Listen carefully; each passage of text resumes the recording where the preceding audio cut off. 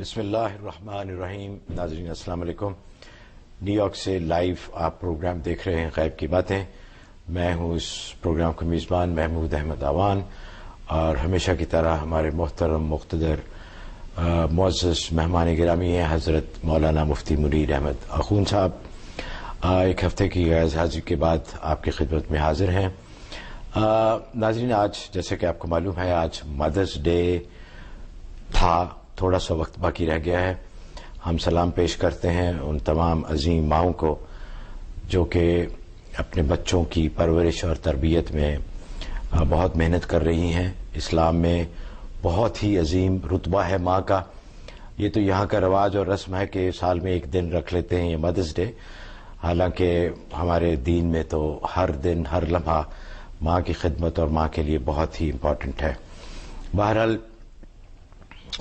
جن لوگوں کو یہ موقع ملتا ہے کہ وہ اپنے بچوں کی صحیح تربیت کر سکیں، ان کے لیے بہت ہی اجر کا باعث ہے، کیونکہ سب سے پہلی جو تربیت گاہ بچوں کی ہے وہ ماں کی گود ہوتی ہے، اور وہیں سے پھر آگے کا سلسلہ شروع ہوتا ہے.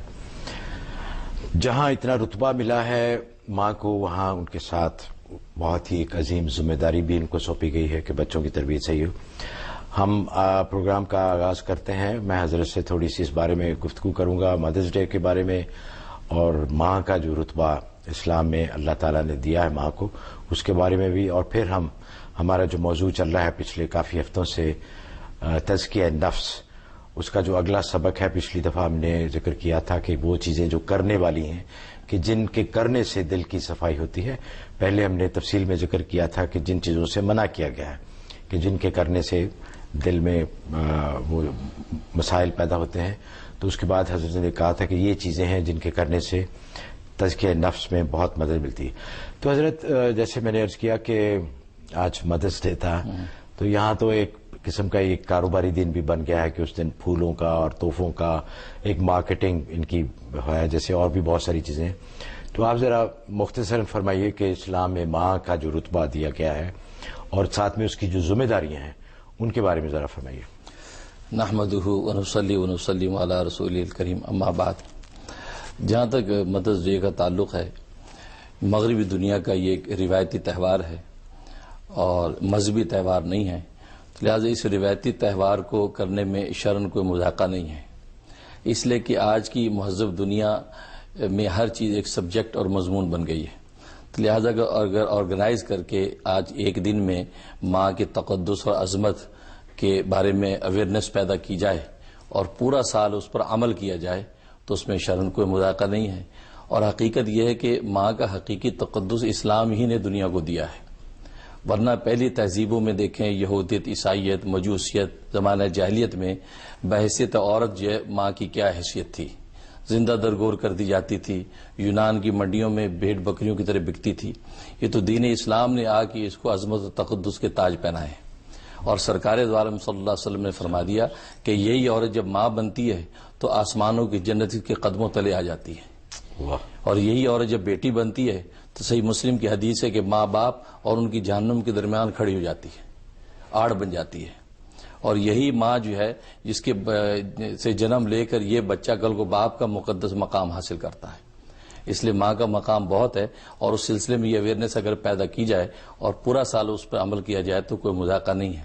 لیکن اس میں ایک اور ایڈیشن بات میں عرض کروں گا کہ اصل میں وہ شخصیات کہ جن کو ہمارے اللہ اور اللہ کے رسول نے ہماری مائیں کہا ہے، یعنی سرکار دو عالم صلی اللہ علیہ وسلم کی ازواج مطہرات، قرآن نے کہا کہ ازواج امہات ہوں، پوری امت کی مائیں وہ مائیں ہیں. تو آج کے دن میں ان کو بھول جانا یہ وفادار مومن کی شان نہیں ہے. واہ. فاطمۃ الزہرا کی ماں، زینب ام کلثوم رقیہ کی ماں، حسن حسین کی ماں، اس لیے کہ وہ ازواج مطہرات کو تو نص قطعی میں قرآن نے کہہ دی کہ ہماری مائیں ہیں. اس لیے کہ ہماری یہ جو ماں ہے اس کو تو ہمارے ابا نے کہا کہ ہماری ماں ہے، وہاں ہمارے ربا نے کہا ہے کہ وہ ہماری ماں ہے.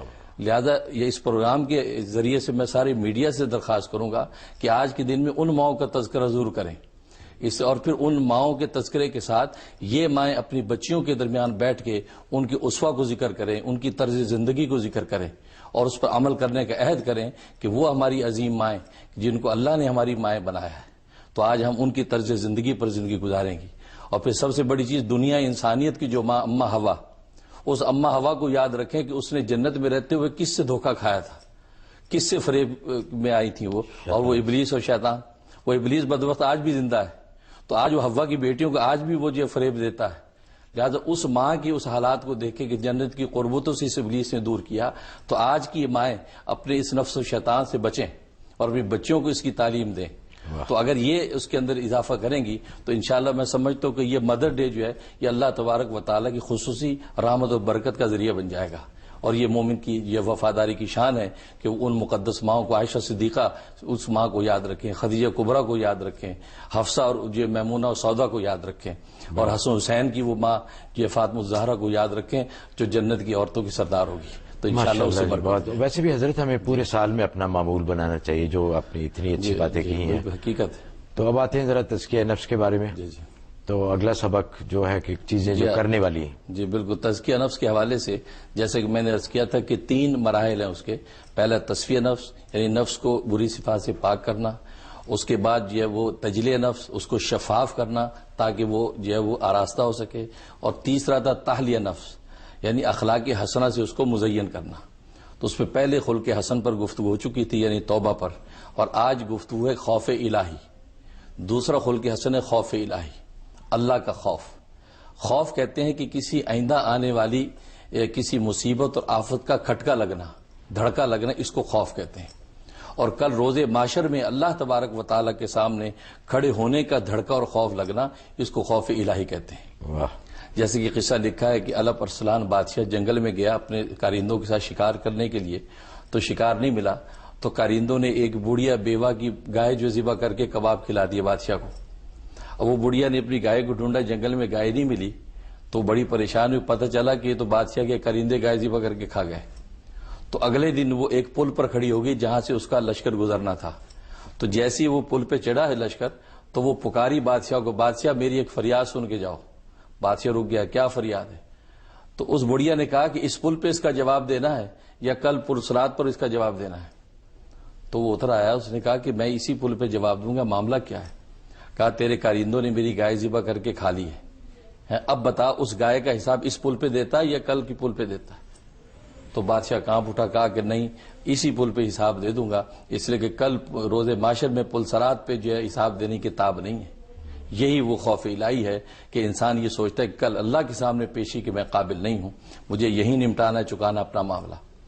تو بادشاہ نے اس کے لیے فوراً کارندوں کو حکم دیا کہ اس کو ایک گائے کے بدلے میں 70 گائے پہنچا دی جائیں، اس لیے کہ ارسلان کے پاس یہ طاقت نہیں ہے کہ کل روز قیامت میں اللہ کے سامنے کھڑے ہو کر اس کی گائے کا حساب دے سکوں. تو اس لیے خوف جو ہے یہ بہت بڑی چیز ہے. اس لیے قرآن کریم میں اللہ تبارک و تعالیٰ کے ارشاد ہے کہ وَأَمَّا مَنْ خَافَ مَقَامَ رَبِّهِ وَنَهَا النَّفْسَ عَنِ الْهَوَىٰ، کہ جو کل روز قیامت میں اللہ کے سامنے کھڑے ہونے سے ڈرا اور اپنے نفس کو ناجائز خواہشات سے روکا، فَإِنَّ الْجَنَّةَ هِيَ الْمَأْوَىٰ، تو جنت ہی اس کا ٹھکانہ ہوگا. اور حدیث میں آتا ہے کہ اللہ کے خوف سے کہ جس مومن کی آنکھ سے ایک آنسو مکھی کے سر کے برابر اگر ٹپک جائے تو فرمایا کہ وہ آنسو اس کی جہنم کی آگ کو بجھا دیتا ہے. اللہ کے خوف سے، اللہ کے خوف سے. اس قدر اللہ کا خوف جو عزیز ہے. اس لیے وہ باب بلے شاہ کہتا ہے نا کہ عدل کرے تا تھر تھر کمبن اونچیاں شانہ والے، فضل کرے تا بخشے جاون میرے جب مکالے. تو اللہ تبارک و تعالیٰ کے سامنے انبیاء کرام بھی کل روز قیامت میں نفسی نفسی کا عالم ہوگا، اور سرکار دو عالم صلی اللہ علیہ وسلم کی شفاعت کے ساتھ معاملہ آگے چلے گا. اس لیے یہ خوف الہی بہت بڑی عظیم نعمت ہے. اس لیے حدیث میں آتا ہے کہ حضرت جبرائیل صلی اللہ علیہ وسلم جب میرے پاس وحی لے کے آتے تھے تو لرزتے اور کانپتے ہوئے آتے تھے. میں پوچھتا آپ کیوں کانپ رہے ہیں؟ کہا کہ رب کریم سے وحی لے کے آیا ہوں، رب کریم کی عظمت اور کبریائی کی ایسی مجھ پر ہیبت طاری ہے کہ اب تک کب کبھی باقی ہے. اور ایک حدیث میں آتا ہے کہ حضرت ابراہیم علیہ الصلوۃ والسلام جب نماز میں کھڑے ہوتے تھے تو اللہ کے خوف سے آپ کا دل اس قدر دھڑکتا تھا کہ اس دھڑکن کی آواز 1 میل تک جاتی تھی. حضرت داؤد علیہ الصلوۃ والسلام جب سجدے میں گرتے تھے تو اللہ کے خوف سے اتنا روتے تھے کہ اتنے آنسو ان کے پھیل جاتے کہ آنسوؤں کے ذریعے سے سبزہ اگ جاتا تھا. تو یہ خوف کی شان مومن کے اندر ہونی چاہیے. اس لیے حدیث میں آتا ہے کہ الایمان بین الخوف والرجاء، ایمان خوف اور امید کے درمیان کی چیز ہے. یہ یاد رکھیں کہ جس جگہ پر بھی قرآن و حدیث میں خوف کا لفظ، اس سے مراد خشیت ہے. خشیت کہتے ہیں اللہ کی محبت اور اللہ کی عظمت، ان دونوں کے ساتھ مل کر خشیت بنتی ہے. تو خشیت اصل مقصود ہے، اس لیے کہ نیرا خوف یہ انسان میں مایوسی پیدا کر دیتا ہے اور نیری محبت یہ انسان میں بے باکی پیدا کر دیتی ہے، تو خوف اور خشیت کے ساتھ مل کر ایمان بنتا ہے۔ واہ، اس لیے حدیث میں آتا ہے کہ الایمان بین الخوف والرجاء، ایمان خوف اور امید کے درمیان ہے۔ چنانچہ حضرت عمر فاروق رضی اللہ تعالیٰ فرماتے ہیں کہ اگر کل روز قیامت میں یہ اعلان ہو کہ ساری کی ساری انسانیت کو جنت میں داخل کر دو، ایک شخص کو جہنم میں ڈال دو، کہا کہ مجھے یہ خوف ہوگا کہ کہیں وہ عمر ہو۔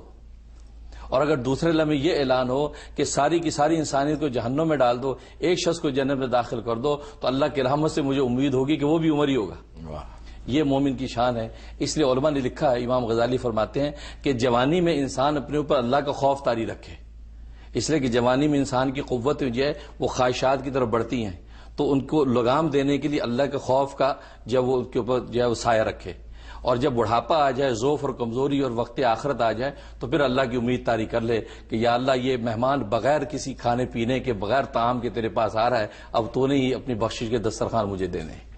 تو یہ مومن کی شان ہے، اس سے انشاءاللہ جیسے وہ کہتے ہیں کہ در جوانی توبہ کردن شیوائے پیغمبری، وقت پیری گرگ ظالم بھی شود پرہیزگار۔ بالکل ٹھیک ہے۔ ایک کال لیتے ہیں جی، مسز علی ہیں مشیگن سے۔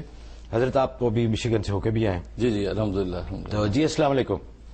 وعلیکم السلام، میری طرف سے حضرت صاحب کو بھی بہت بہت سلام۔ وعلیکم السلام۔ دراصل میں نے آپ سے ایک بات پوچھنی تھی کہ میرے دانت میں کافی مسئلہ رہتا ہے کہ پہلے میں نے حضرت صاحب کو ای میل کی تھی، انہوں نے مجھے کچھ دعا بتائی تھی پڑھنے کے لیے لوگوں کے اوپر، تو وہ صبح سے لے کے کیسے شام تک زبانی ہے، تو اس سے مجھے کوئی فرق نہیں پڑا، اور میرے دانت میں اتنا مسئلہ ہوتا ہے کہ ایسے بلا وجہ خون آتا رہتا ہے اور دانت ایسے ہلنا شروع ہو گئے ہیں، اور ہماری فائنینشیل پرابلم بھی ایسی ہے کہ ہم فی الحال ڈاکٹر کو بھی نہیں دکھا سکتے، تو اس لیے کوئی وظیفہ بتا دیں تو مہربانی ہوگی۔ جی ضرور انشاءاللہ۔ اس کے لیے آپ ایسا کریں کہ سورۃ واللیل، سورۃ واللیل 1 چمچ چینی پر دم کریں، اور وہ 1 چمچ چینی صبح نہار منہ میں رکھ لیں اور اس کو چوستے رہیں، اور وہ چوس کے اس کو آپ جو نگل جائیں، اور اس کے 25 منٹ کے بعد ناشتہ کریں۔ تو یہ آپ شروع کر دیں انشاءاللہ، اس سے آپ کے دانتوں کی تکلیف رفع ہو جائے گی۔ سورۃ واللیل 3 دفعہ 1 چمچ چینی پہ آپ نے دم کرنی ہے، اور یہ 41 دن آپ نے یہ عمل کرنا ہے، انشاءاللہ اللہ کی رحمت سے آپ کی تکلیف دور ہو جائے گی انشاءاللہ۔ ناظرین وقت ہوا ایک چھوٹی سی بریک کا، آپ ہمیں کال کرتے رہیے، انشاءاللہ بریک سے جب واپس آئیں گے تو آپ کی کالز لیں گے۔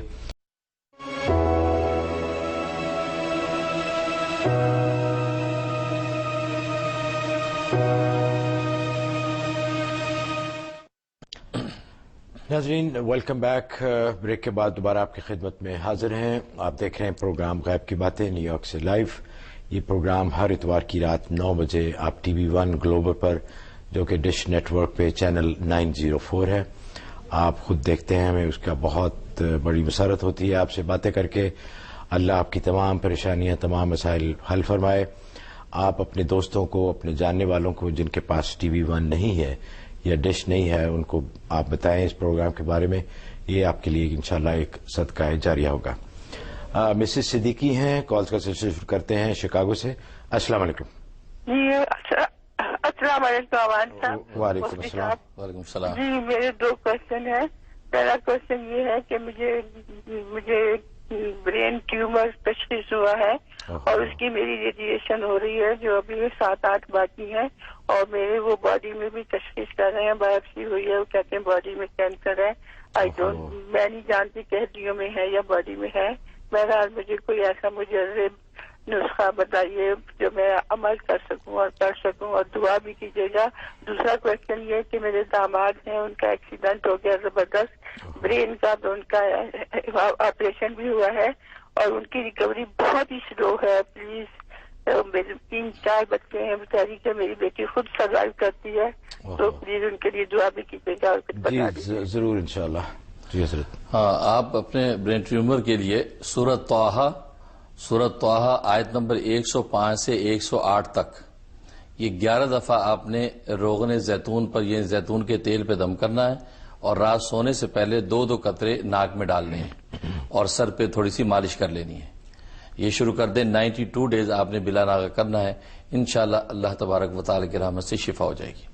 دوسرے آپ کے داماد کے لیے سورۃ انبیاء کی آیت نمبر 79، سورۃ انبیاء آیت نمبر 79، یہ صبح شام 10 مرتبہ پڑھ کے ان کے اوپر دم کرتے رہیں. جو چیز وہ کھا پی رہے ہیں، دوا ہے، غذا ہے، اس کے اوپر بھی پھونکتے رہیں. اول آخر 3 دفعہ درود شریف. انشاءاللہ اللہ کی رحمت سے ان کی ریکوری تیزی سے ہو جائے گی اور ان کو صحت و شفا ہوگی انشاءاللہ. نیو یارک سے ہی کال ہے جی، مسز مرزا ہیں. السلام علیکم. السلام علیکم. جی فرمائیے.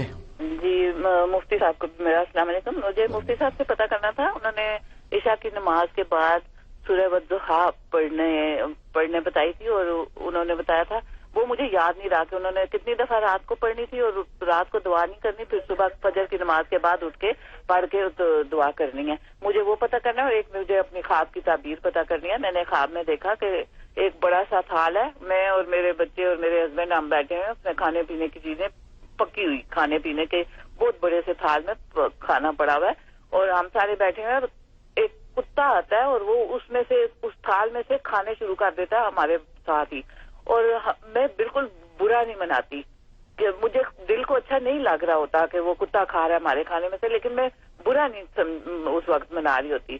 تو مجھے اس خواب کی تعبیر پتہ کرنی ہے. میں نے ویسے صدقہ خیرات اس کے لیے کروا دیا ہے، اللہ تعالیٰ قبول کرے، لیکن مجھے اس کی تعبیر پتہ کرنی ہے. مجھے میرا وہ جو رات کو پڑھنا ہے عشاء کے بعد سورہ والضحیٰ اور فجر کی نماز کے بعد، وہ مجھے پلیز. یہ کس مسئلے کے لیے بتایا تھا حضرت نے آپ کو؟ وہ میں نے یہیں پہ سنا تھا، مجھے یاد بھی نہیں، وہ میرا خیال ہے وہ بچیوں کے لیے شاید بتایا تھا انہوں نے. اچھا، بچیوں کے رشتے کے لیے؟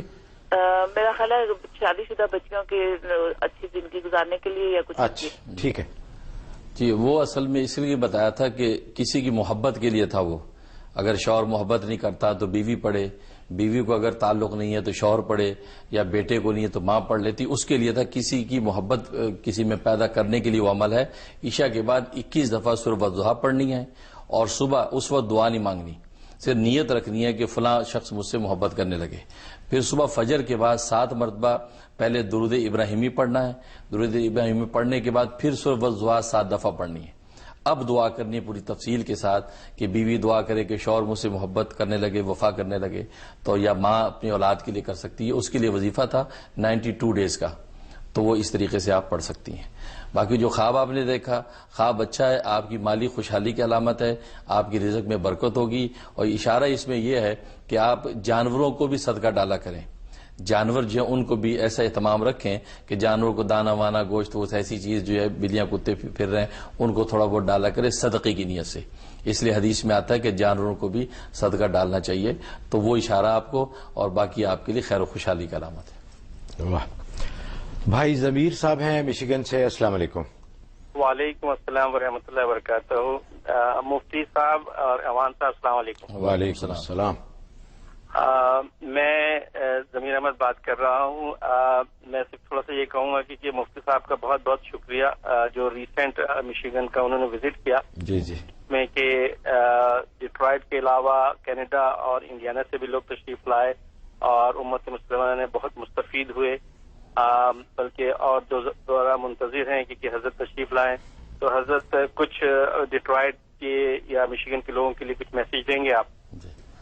ماشاء اللہ، بہت شکریہ. ضمیر صاحب ہمارے میزبان تھے. اچھا جی پروفیسر ضمیر صاحب، ماشاء اللہ. ضمیر صاحب، آپ نے اور آپ کے احباب نے اور آپ کے اہل خانہ نے جو محبت دی ہے اور وہاں لوگوں نے جو پیار دیا ہے، میں تہ دل سے شکر گزار بھی ہوں اور دعا گو بھی ہوں. اور انشاءاللہ واقعی آپ حضرات کی محبت کا نتیجہ کہ انشاءاللہ دوبارہ پھر میں ضرور حاضر ہوں گا.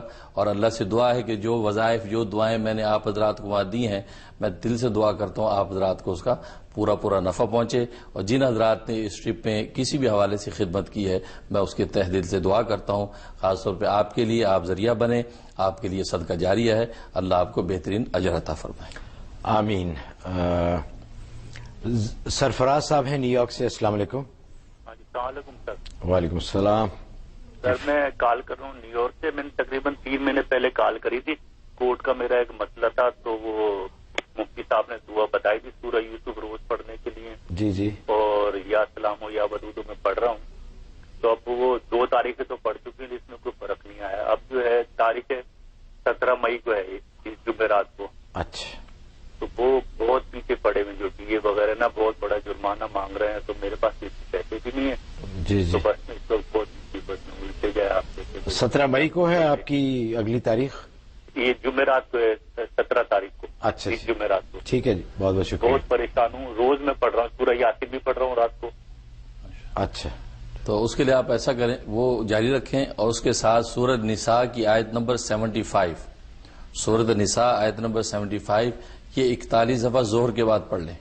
اول آخر 11 دفعہ درود شریف یہ پڑھ کے دعا کرتے رہیں. اور جس دن آپ پیشی کے لیے جائیں تو 2 رکعت نماز حاجت پڑھ کے 3 دفعہ آپ نے سورۃ آل عمران کی آیت نمبر 154 یہ 3 دفعہ پڑھ لینی ہے، ہاتھوں پہ دم کر کے چہرے پہ ہاتھ پھیر لینے ہیں اور سارے راستے یا ناصر پڑھتے جانا ہے. انشاءاللہ 17 مئی کو آپ کے حق میں فیصلہ ہوگا، انشاءاللہ باعزت آپ بری ہو جائیں گے انشاءاللہ. بڑی زبردست. ناظرین، وقت ہوا ایک اور بریک کا، چھوٹی سی بریک، اس کے بعد دوبارہ حاضر ہوں گے اور آپ کی کالز لیں گے.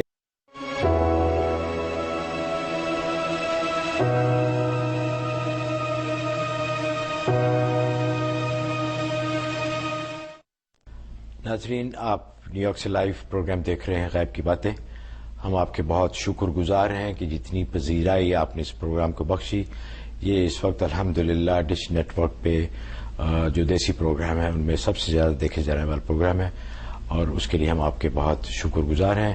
کالز کا سلسلہ شروع کرتے ہیں. رومانہ ہے ورجینیا سے. السلام علیکم.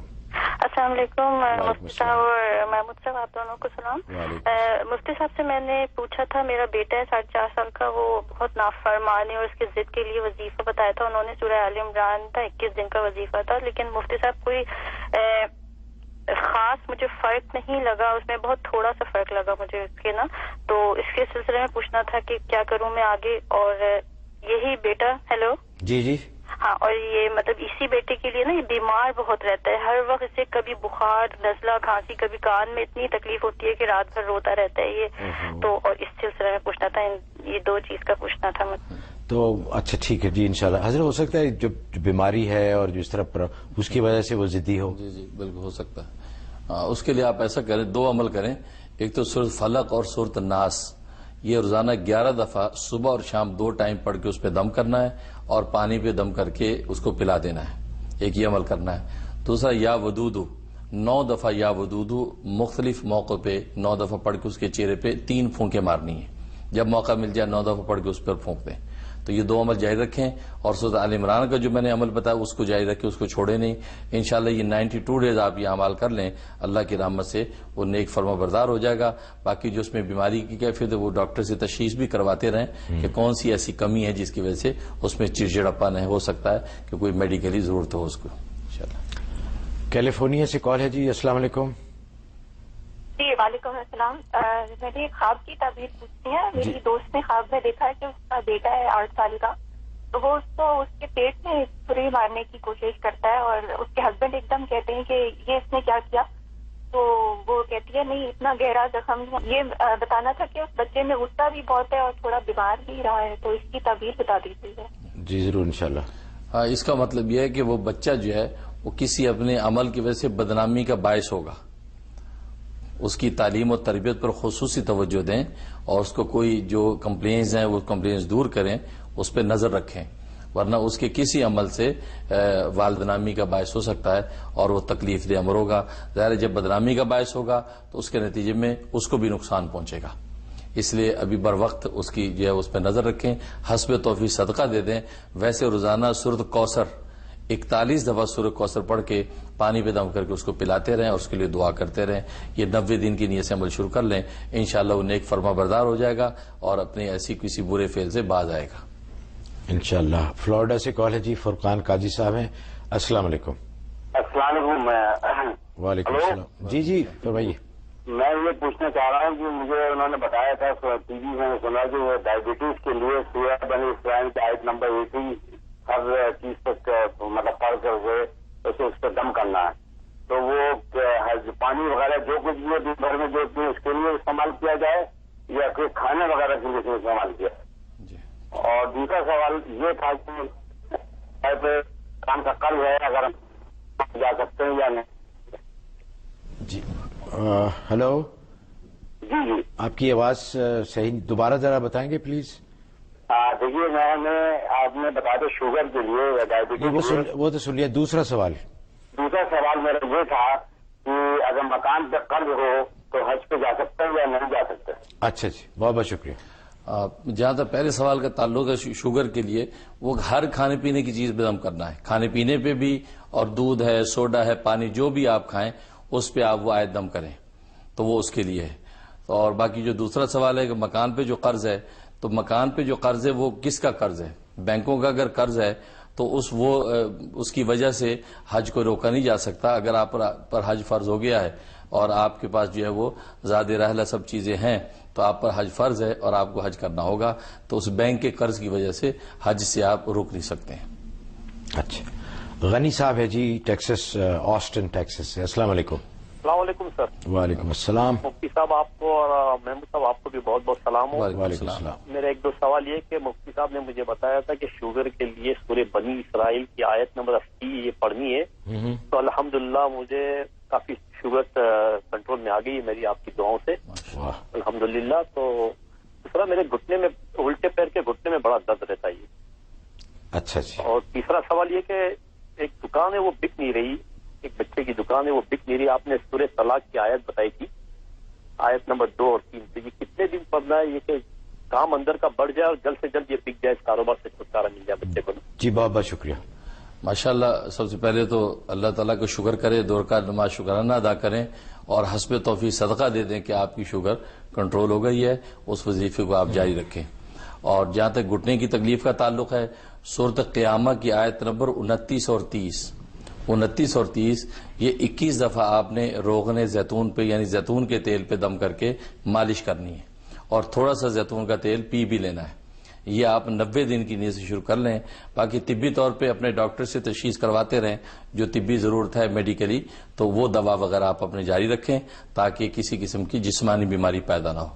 باقی جو دکان نہیں بک رہی اس کے لیے چوتھا کلمہ 101 دفعہ پڑھنا ہے، زہر کے بعد پڑھے تو بیسٹ ہے، ورنہ کسی بھی ٹائم 101 دفعہ چوتھا کلمہ پڑھیں، اول آخر 11 مرتبہ درود شریف، اور دعا کرتے رہیں۔ 71 ڈیز کی نیت سے شروع کر لیں، انشاءاللہ نفع کے ساتھ دکان بک جائے گی انشاءاللہ۔ حضرت آپ کا دورہ حالیہ جو میشیگن کا ہے اس کی برکت سے آج میشیگن سے بہت کالیں آ رہی ہیں۔ ایک اور کال ہے میشیگن سے۔ جی السلام علیکم۔ وعلیکم السلام، حضرت صاحب کو بھی بہت بہت السلام علیکم۔ حضرت صاحب سے میرے ابو کی ملاقات ہوئی تھی تو وہ بھی بہت بہت سلام کہہ رہے تھے، ان کو یاد ہو کہ ٹرائی مسجد میں ان کو انہوں نے دم بھی کیا تھا، بیٹھے رہے پاس، وہ کہتے بہت بہت سلام۔ اور ایک سوال تھا حضرت صاحب سے کہ میرے بھائی جان ان کو میں نے اسپانسر کیا ہوا تھا کوئی 13-14 سال پہلے، تو کوئی ہماری مسٹیک کی وجہ سے وہ کوئی پیپر وغیرہ بھیجے تھے، گم ہو گئے، تو انہوں نے کیس بند کر دیا تھا، تو ابھی میں نے وکیل کے تھرو دوبارہ ری اوپن کرانے کی کوشش کر رہی ہوں، تو کوئی ایسی دعا بتائیں کہ ان کا ہو جائے، پھر یہاں پہ آ جائیں۔ Thank you. جی ضرور انشاءاللہ۔ اس کے لیے آپ عشاء کے بعد 1200 دفعہ یا بدی العجائب بالخیر یا بدیو 1200 دفعہ پڑھیں، اول آخر 12 دفعہ درود شریف۔ یہ 92 ڈیز کی نیت سے آپ شروع کر لیں، انشاءاللہ یہ اللہ کے نام سے 36 دن میں کام ہو جائے گا، لیکن ویسے آپ 92 ڈیز پورے کر لیں، انشاءاللہ ری اوپن بھی ہو جائے گی فائل اور کام آسان ہو جائے گا انشاءاللہ۔ اسد صاحب ہیں جی ورجینیا سے۔ السلام علیکم۔ السلام علیکم۔ وعلیکم السلام ورحمۃ اللہ۔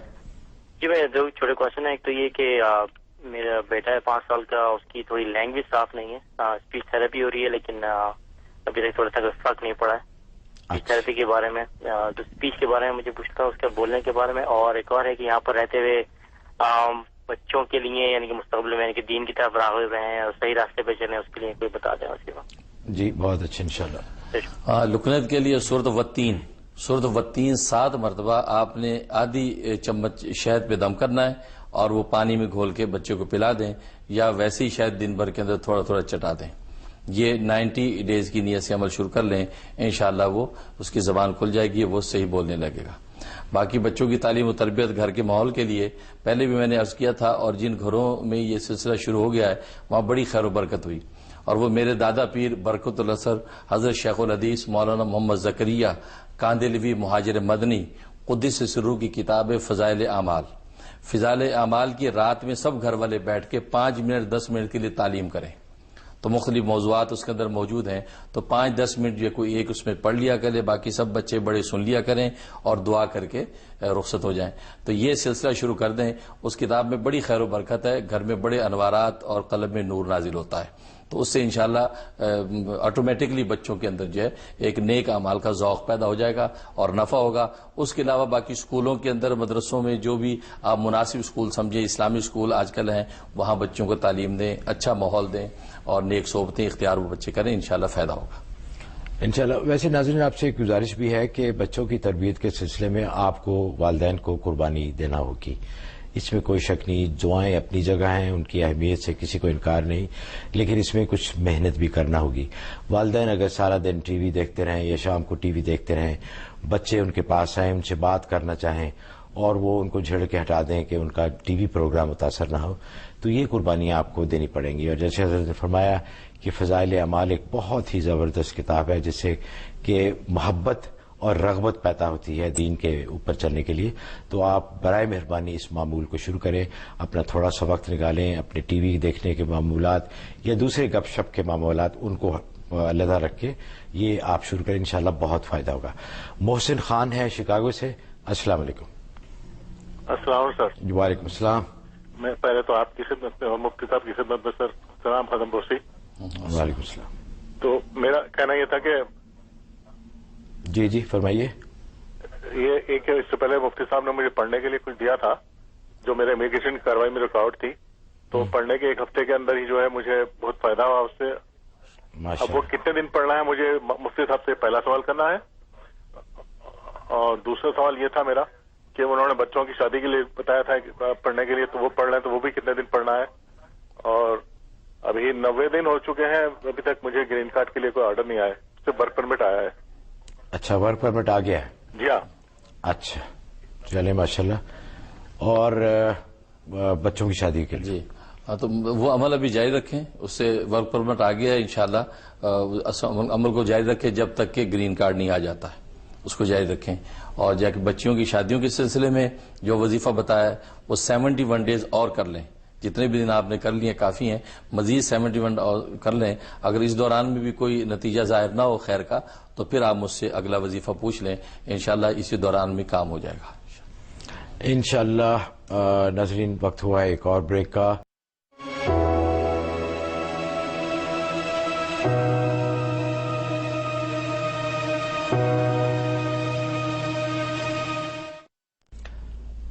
بریک کے بعد پروگرام میں دوبارہ خوش آمدید.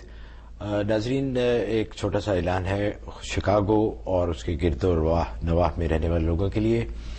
بہت بڑا نام ہے ایک ریسٹورینٹ کی دنیا میں، عثمانیہ. ان کی فائن ڈائننگ بھی ہے، ان کا چائنیز بھی ہیں اور ان کے دوسرے بھی کاروبار ہیں. کھانا ان کا بہت ہی مزیدار ہوتا ہے. ہم جب بھی شکاگو جاتے ہیں عثمانیہ پہ ہی کھانا کھاتے ہیں اور کبھی بھی مایوس نہیں ہوئے. ان کے ٹکے اور ان کی بریانی اور ان کی نہاری اور ان کے پائے بہت ہی مزے کے ہوتے ہیں. تو جب بھی موقع ملے آپ ان کا جو دیسی چائنیز ہے وہ بھی بہت ہی لذیذ ہے. آپ عثمانیہ پہ جائیے، وہاں کھانا کھائیے، انشاءاللہ آپ بہت ہی زیادہ لطف اندوز ہوں گے. کالز کا سلسلہ شروع کرتے ہیں. ندیم ہیں منیسوٹا سے. جی السلام علیکم. وعلیکم السلام محمود صاحب. السلام علیکم. وعلیکم السلام اور حضرت کو بھی میرا سلام. آج ماشاءاللہ آپ کے پروگرام میں جو ہے نا ماشاءاللہ بہت نورانی تھی. مدرس ڈے کے حوالے سے جو بات کی گئی تو میں ماشاءاللہ حضرت کا شکریہ ادا کرنا چاہتا ہوں کہ حضرت نے ماشاءاللہ ایک الگ ہی معرفت کا ایک عجیب نقطہ اس میں بیان فرمایا ہے کہ مدرس ڈے میں ہمیں اپنی ان ماؤں کا خیال رکھیں کہ جن کو اللہ نے ہماری مائیں کہا ہے. تو ماشاءاللہ یہ بہت ہی ایسا تو جزاک اللہ ہم نے کبھی سوچا بھی نہیں. جی بالکل. تو ماشاءاللہ حضرت نے اس کا بتایا. تو میرا سوال یہ تھا کہ جیسے ہم مدرس ڈے میں یہاں پر تحفہ دیتے ہیں ماؤں کو، تو کیا ازواج مطہرات کے لیے پھر ہم کچھ صدقہ کریں، اصالہ ثواب کریں، یہ مراد ہے یا کچھ اور بھی کریں؟ جی بہت اچھا سوال ہے آپ کا ماشاءاللہ. پہلے تو شکریہ ان کو جی کس طرح تحفہ ہم بھیج سکتے ہیں. بالکل بہت خوب ماشاءاللہ. سب سے پہلے شکریہ آپ کا بھی کہ آپ نے میرے اس نقطے کی پذیرائی کی اور یہ ایک آواز تھی کہ واقعی وہ مائیں کہ ربا نے جن کو ہماری مائیں کہا ہے اور نص قطعی ہے قرآن کریم میں، ان کو تحفہ بھیجنے کے 2 طریقے ہیں. ایک تو یہ ہے کہ ان کو اصالہ ثواب کریں، ان کے لیے کلام پاک پڑھ کے، نوافل پڑھ کے، صدقات دے کر غریب مائیں جو کائنات میں موجود ان غریب ماؤں کا پیٹ بھر کے اس کا ایصال ثواب ان ماؤں کو پہنچائیں تو یہ ایک بہترین طریقہ ان کو تحفہ بھیجنے کا. دوسرا ان کے اسوہ حسنہ کا تذکرہ کریں اور ان کے اسوہ حسنہ اور طرز زندگی پر عمل کرنے کا عہد کریں. تمام حوا کی بیٹیاں پھر مائیں اپنی بیٹیوں کے اندر ان کا تذکرہ کریں اور ان کی قربانیاں دین اسلام کے لیے. اور سب سے پہلی ماں خدیجہ کبریٰ تو وہ ماں ہے کہ صحیح بخاری کی حدیث ہے کہ جس ماں نے نبی آخر الزماں کو تسلی اور اطمینان دیا. یعنی یہ وہ ماں ہے کہ جو کہ نبی پاک صلی اللہ علیہ وسلم پر جب پہلی وحی آئی اور آپ پر جو کیفیات تھیں تو وہ اس امت کی ماں نے سب سے پہلے آپ کو ڈھارس و تسلی دی اور یہ بہت بڑا انعام ہے. اور وہ عمار کی وہ ماں سمیہ جو اسلام کی پہلی شہیدہ, سب سے پہلا خون اس ماں کا ٹپکا اسلام کے تحفظ اور ناموس پر. اس سمیہ کی روح کے لیے ایثار ثواب کریں, اس عمار اور یاسر کی ماں. تو حقیقت یہ ہے کہ یہ مائیں جو ہے واقعی اصل ہماری مائیں ہیں اور ہمیں ان کا واقعی کرنا چاہیے اور ان کا یہ طریقہ ہے کہ ان کے اسوہ پر عمل کا عہد کریں اور ان کے لیے ایثار ثواب کریں. اللہ تعالیٰ قبول فرمائے. ماشاءاللہ حضرت, کیا بات ہے. امبرین ہے جی میری لینڈ سے. السلام علیکم. وعلیکم السلام, کیسے ہیں مولانا صاحب؟ الحمدللہ, آپ سنائیے. اللہ کا شکر ہے. مفتی صاحب کو بھی بہت سلام. میرے چند سوال ہیں. پہلے تو میں یہ پوچھ رہی تھی کہ جب بھی ایکچولی گھر میں میرے ہسبینڈ لیمونیڈ بنا رہے تھے اور بار بار جگ کی کانچ ٹوٹ جاتی ہے. It's like he pick up the jug and the base is there and the whole lemonade falls. تو یہ ایک نہیں 2 بار ہوا. تو میں نے ایسے ہی اپنی دوست سے ذکر کیا تو انہوں نے کہا کہ یہ تو بہت ہی غلط چیز ہوتی ہے اور اس طرح ہونا نہیں چاہیے, بہت بری خراب بات ہے. تو مجھے یہ پوچھنا تھا کہ واقعی میں ایسی کوئی چیزیں ہوتی ہیں کیونکہ دل میں شک پیدا ہوتا ہے. آپ شگون کی بات کر رہے ہیں کہ یہ اچھا شگون ہے. ہاں اس طرح کی, کیونکہ آئی ڈونٹ بلیو ان دس. جی اگلی بات. اور دوسری یہ تھی کہ میں جب جا رہی تھی خواب میں تو میں رستے میں کالا کتا بھونک رہا تھا, مجھ پر نہیں, جیسے ایک چور رستے سے نکل رہا ہے اس پر, لیکن وہ دیکھ مجھے رہا تھا مسلسل لیکن اس کے اوپر بھونک رہا تھا. اور تیسری بس مجھے یہ بولنا تھا, جب بھی ہم ذکر کرتے ہیں قرآن شریف کا تو کمیونٹی میں جب باتیں ہوتی ہیں تو وہ کہتے ہیں جو لوگ پرانی قرآن شریف سے پہلے والی کتابیں جو پڑھ رہے ہیں ان کے اوپر جو لوگ بلیو کرتے ہیں وہ بھی جنت میں جائیں گے. تو میرا آرگیومنٹ یہ تھا کہ جب بھی قرآن شریف ہم پڑھتے ہیں اللہ تعالیٰ نے یہی کہا کہ قرآن پاک جو پڑھتے ہیں وہ جنت میں جائیں گے, کیونکہ اس سے پہلے والے نہیں جائیں گے. اونلی وہ جو قرآن شریف سے آنے سے پہلے لوگ تھے وہ لوگ جنت میں جائیں گے. جی تو مجھے آپ یہ ساری چیزیں جی بہت بہت شکریہ. ایک گزارش کر دوں کہ جو آپ کا تیسرا سوال ہے نا وہ کافی وضاحت طلب ہے, اس کے اوپر لمبی گفتگو چاہیے, اتنا وقت نہیں ہے ہمارے پاس. تو میں حضرت سے بھی درخواست کروں گا کہ کسی دوسرے وقت کے لیے اس کو, کہ اگرچہ ہم ایمان لاتے ہیں ان کتب پہ لیکن وہ ایمان کس حد تک ہے, کہاں تک اس کو ہے, یا اس پہ عمل کرنے کا تو ظاہر سوال ہی نہیں پیدا تھا, کیونکہ قرآن کے آنے کے بعد پھر قرآنی شریعت ہے, قرآنی سچ ہے. اس سے پہلے جو انہوں نے باتیں کی ہیں, ایک تو انہوں نے اس میں جو پہلا والا سب سے پہلا جو آپ کا مسئلہ ہے اس میں تو یہ ہے کہ کثرت ذکر کی ضرورت ہے. گھر میں کثرت سے اللہ کا ذکر ہونا چاہیے, نماز روزے کا اہتمام ہونا چاہیے. اس لیے کہ حدیث میں آتا ہے کہ جو چیز اللہ کا ذکر چھوڑ دیتی ہے وہ ٹوٹ جاتی ہے. برتن جب ٹوٹ جاتا ہے تو ترمذی کی حدیث ہے کہ وہ اللہ کا ذکر چھوڑ دیتا ہے تو برتن ٹوٹ جاتا ہے. لہٰذا اس میں اشارہ یہ ہے کہ آپ اپنے گھر میں اللہ کے ذکر کی کثرت کریں. ایک تو یہ.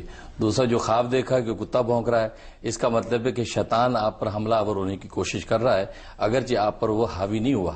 اس لیے آپ جو ہے لا حول ولا قوت الا باللہ مغرب کے بعد 101 دفعہ پڑھ کے اپنے سینے پہ دم کر لیا کریں. جو تیسرا سوال ہے اس کا مختصر جواب یہی ہے کہ دیکھیں 3 طرح کی کرنسیاں ہوتی ہیں. ایک جعلی کرنسی, ایک جو منسوخ کرنسی اور ایک کرنٹ کرنسی. جعلی کرنسی وہ قابل اعتبار نہیں ہے کیونکہ وہ جعلی ہے. دوسری 2 کرنسیاں, ایک منسوخ کرنسی ہے اور ایک کرنٹ چلتی ہوئی کرنسی ہے. تو جو منسوخ کرنسی ہوتی ہے وہ منسوخ کرنسی چلتی نہیں ہے لیکن وہ اصلی کے ساتھ جو کرنٹ کے ساتھ چینج ہو جاتی ہے. تو جو پہلی کتابیں ہیں وہ ساری کی ساری اصلی ہیں, ہم ان کو صحیح مانتے ہیں, وہ جعلی نہیں ہیں لیکن وہ مارکیٹ میں چلیں گی نہیں. وہ جب کرنٹ کے ساتھ اس کو چینج کریں گے تو وہ قابل اعتبار ہوں گی. بس یہ سمجھیے کہ پہلی کتابوں کا ہم مانتے ہیں وہ جو جعلی نہیں ہے, وہ جرم نہیں ہے, لیکن اس پر ہم عمل نہیں کریں گے, مارکیٹ میں چلے گی وہ کرنٹ کرنسی. بالکل اسی طریقے سے وہ کتابیں منسوخ ہو چکی ہیں, وہ صحیح تھی, ہم ان کو صحیح ہونا مانتے ہیں, لیکن اب جو مارکیٹ میں چلے گی وہ قرآن چلے گا. اگر ان کی باتیں قرآن کے مطابق ہیں تو وہ قابل اعتبار ہوں گی، جو قرآن سے ہٹ گئے ہیں وہ قابل اعتبار نہیں ہوگی، بلکہ قرآن ہی کا سبق اور درس جو ہے وہ قابل نجات ہوگا اور ان کا درس قابل نجات نہیں ہوگا. بس اتنی سی بات سادہ طریقے سے آپ سمجھ لیں. اچھا ناظرین، پروگرام کا وقت ختم ہونے والا ہے. اس سے پہلے دو بہت ہی اہم اعلانات ہیں. ایک تو خوشخبری ہے سائپرس جو کہ لاس اینجلس میں ہے، وہاں کے رہنے والوں کی اور اس کے گرد و نواح کے جو بھی ہیں، کہ حضرت 25 مئی کو تشریف لا رہے ہیں وہاں پہ، اور آپ اسلامک سینٹر آف سائپرس وہاں جمعے کا خطبہ دیں گے. اور اگلے دن 26 مئی کو وہیں پہ آپ شاہنواز ریسٹورنٹ ہے، یہ بھی بہت مشہور ریسٹورنٹ ہے وہاں کا، وہاں پہ آپ بیان بھی فرمائیں گے اور لوگوں سے 1 to 1 میٹنگ بھی ہوگی، ان کے مسائل سنیں گے، ان کا حال بھی بتائیں گے. تو ڈیٹس پلیز نوٹ کر لیجئے. 25 مئی اسلامک سینٹر آف سائپرس اور 26 مئی کو شاہنواز ریسٹورنٹ میں حضرت تشریف لا رہے ہیں. آپ سے درخواست ہے کہ جوک در جوک آئیے اور اس موقع سے میکسیمم فائدہ اٹھائیے. دوسرا حضرت آپ سے میں کہوں گا آپ ہی ذرا فرمائیے کہ ہمارے جو 2 پلان بن رہے ہیں سیرت کانفرنس پہ، ایک تو ہے جون 15 غالباً 16 جون، اور دوسرا ہے یہ نیو یارک میں ہوگا، اور دوسرا ہے 7 جولائی کو. ہاں جی، انتہائی مختصراً ذرا بتا دیجئے کہ کس طرح لوگ اس میں پارٹیسپیٹ کر سکتے ہیں، کیونکہ میں تو سمجھتا ہوں کہ بہت ہی بابرکت دونوں مواقع ہیں کہ جس میں ذکر یار ہوگا، حضور صلی اللہ علیہ وسلم کا ذکر ہوگا، ان کی شان کے بارے میں آپ بھی بیان فرمائیں گے، دوسرے لوگ بھی آئیں گے، نعت خوانی بھی ہوگی. ماشاءاللہ یہ 2 پروگرام جو ہے وہ T1 گلوبل کی طرف سے انتظام کیے گئے ہیں. ایک 16 جون کو شام 6 بجے انشاءاللہ یہیں T1 کی یہاں ساؤنڈ ویژن براڈکاسٹ ہال کے اندر ہی ہوگا انشاءاللہ. تو شام میں یہ 16 جون کو سیرت محبوب عالم صلی اللہ علیہ وسلم کے نام پر اس کے اندر جو ہے تمام احباب آئیں گے، نعت کی جو ہے وہ محفل ہوگی اور خصوصی میرا خطاب ہوگا اس کے اندر. تو یہ 16 جون کو. پھر 7 جولائی کو شکاگو کے اندر پروگرام ہوگا انشاءاللہ. وہ جو ہے وہ قرآن اور صاحب قرآن کانفرنس کے نام سے، قرآن اور صاحب قرآن کے، اس لیے کہ آگے رمضان آنے والا ہوگا، اس نسبت سے وہ قرآن اور صاحب قرآن کانفرنس کا اہتمام کیا ہے. تو یہ انشاءاللہ 7 جولائی کو شکاگو میں ہوگا. وہاں جگہ کا اعلان انشاءاللہ عنقریب ہم کر دیں گے. تو یہ 2 موقع ہیں، آپ اپنے ڈائری کے اندر نوٹ کر لیں، تو آپ اس میں ضرور تشریف لائیں. انشاءاللہ آپ کو روحانی اور نورانی فائدہ ہوگا. انشاءاللہ مزید کہنے کی ضرورت نہیں ہے، آپ کو اندازہ ہو گیا ہوگا ایسے مواقع بہت کم ملتے ہیں، اس سے بھرپور فائدہ اٹھائیے گا. ناظرین، پروگرام کا وقت ختم ہو چاہتا ہے. بندہ محمود احمد آوان کو اجازت دیجیے. پروگرام کے دوران اگر اللہ کے حضور اور اللہ کے بندوں کے حضور کوئی گستاخی ہو گئی ہو تو اس کے لیے میں اللہ اور اللہ کے بندوں سے معافی کا طلبگار ہوں. شکریہ ادا کرتے ہیں ہمارے معزز اور مقتدر مہمان گرامی، جو کہ ہم اپنی انتہائی مصروف جو زندگی ہے اس میں سے وقت نکال کے آپ سے باتیں کرنے کے لیے، آپ سے گفتگو کرنے کے لیے، آپ کے مسائل سننے کے لیے یہاں تشریف لاتے ہیں. حضرت آپ کا بھی بہت بہت شکریہ. سبحان ربک رب العزت عما یصفون وسلام علی المرسلین والحمد للہ رب العالمین. اس امید کے ساتھ کہ آپ کی پذیرائی اور آپ کی دعائیں ہمارے ساتھ رہیں گی، مجھے اجازت دیجیے. اگلے اتوار انشاءاللہ آپ سے پھر ملاقات ہوگی. اللہ حافظ.